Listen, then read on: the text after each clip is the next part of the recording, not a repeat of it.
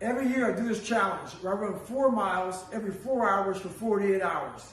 I'm inviting you all to join me virtually. I'm going to be starting this Friday at 8 o'clock p.m. West Coast time. At some point during a challenge like this, you will come under attack from an existential threat. If you can't run 4 miles, walk. If you can't walk, ride your bike. Can't ride your bike, do some push-ups, some sit-ups, some calisthenics. It takes anywhere from 30 minutes to an hour. So to set aside that time every single 4 hours. How you deal with this threat is how you deal with almost everything.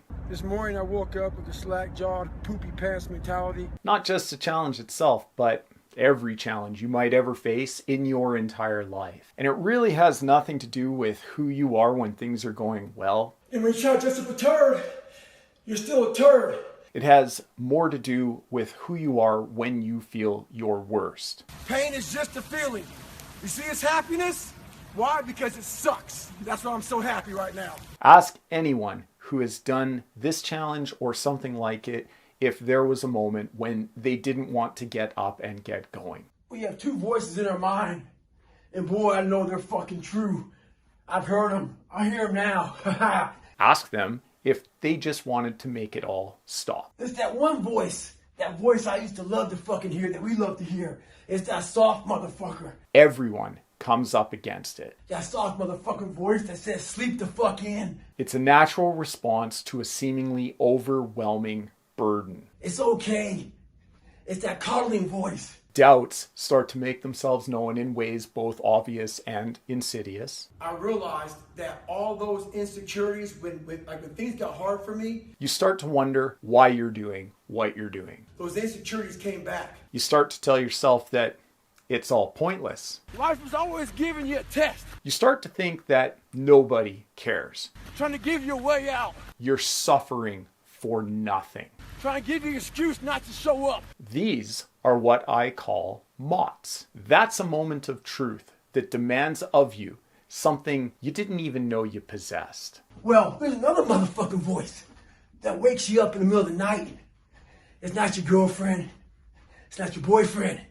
It's that demon fucking voice. Mots are what I describe as the smallest unit of self-actualization that a person confronts during difficult life circumstances. If you pan it down here, you see it's about 3 o'clock in the morning. These are the moments of truth when you have to decide who you are and what you stand for when you're at your most vulnerable. If you pan over here, it's the same thing. Not a car or a person in sight. They arrive at the most inopportune times of your life. And I'm loving it. I'm loving that. Where everybody's getting weaker, I'm getting stronger. A moment of truth will present itself when you are in a diminished capacity and seemingly unfit to cope. You gotta have the mentality to show up every fucking day of your life. No matter what life throws at you. It's the worst possible time to be faced with a difficult decision. But life is all about sacrifice to achieve what you want. And that's part of the benefit in a cruelly ironic way. It's that voice you need to fucking listen to. Stay hard. Listen to the whisper. It's the best possible time to find out what you're made of. The most important conversation you'll ever have is the one you have with yourself. And the Goggins Challenge will bring these mots into your life if you've never experienced them before. Try and give you an excuse not to show up. At some point on the timetable, you'll realize that 4 hours have passed and it's time for another go around. And that's when the questions start. You're not fucking good enough. Do you stay and call it? You gotta work fucking harder. Do you leave for the next leg? You haven't put enough time in. Do you have anything in reserve, even if you want to continue? It's that voice you want to run away from. And you will be forced to reconcile with the outcome of your decision. The one mentality that you must have in life is that regardless of what's in front of you, you still must grind. Because it's a binary choice with wildly diverging results that inform your self-image from that point onward. You have the choice to stay in bed, to say, forget it, I'm not going to work out today, or forget it, I'm not going to work hard today. Success or failure. There's a lot of successful people in this world who still feel empty inside. The only intrinsic value in doing events like this or taking on insurmountable challenges in general is in learning about yourself, the unexamined life not being worth living and all that. But it was myself. I had to hold myself accountable for the why am I being a bitch in certain situations. The value of confronting mots and the uncomfortable truths they might reveal is the self-examination through the process of suffering. So what's your fucking excuse? That's also why you should keep track of mots. They're often rare opportunities. And you can put this in your cookie jar. Your cookie jar is a reminder of how badass you are when times get hard in your life. They're the things you will want to remember about yourself if you pass them, or even if you don't. They're equally valuable because of how much truth they contain. I call it my live autopsy. Basically, it's key takeaways from your fucking life. If we think of effort as currency, mots are the exchange rate. The more mots you experience, the more worth your effort has as an investment in who you are at your core. One of the keys to my success in life was I was able to see myself at the end of a very difficult task before I even started it.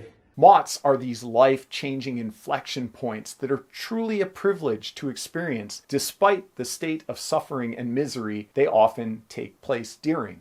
Well, I'm a big believer in doing something that sucks every single day of your life. They tend to only occur in the lives of people willing to take risks, who actively and openly challenge themselves in high-stakes scenarios. The psychology of savagery! Or are forced to take them by demands made on them by external pressures that life can sometimes level at us. We are all being tested in life. While my test is different than yours, you will be tested.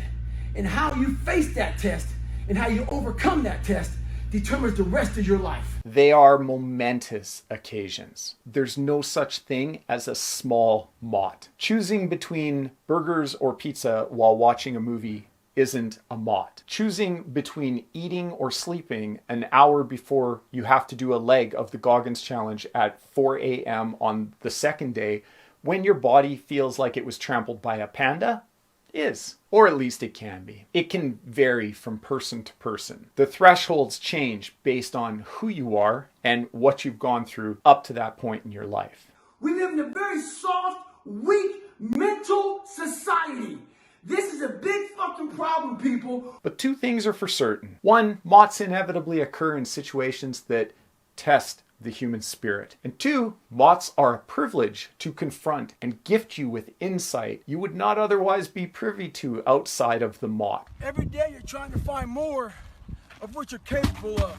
As much as they might break you down or hurt your self-image, they can also be transformative and empowering in ways nothing else matches. It's our responsibility to show up to the Coliseum of life, prepared for fucking battle.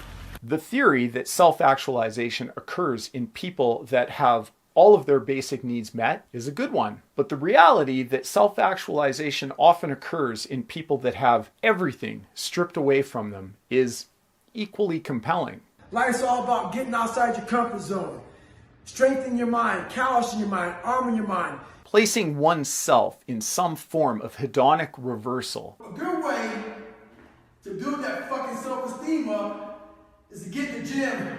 Is a way to achieve something akin to self-actualization. It's not about the running, the swimming, the push-ups, the sit-ups. The Goggins Challenge can help with all of that and more. It's about what those things do for your mentality. It just takes some planning. I'll cover that in part 2.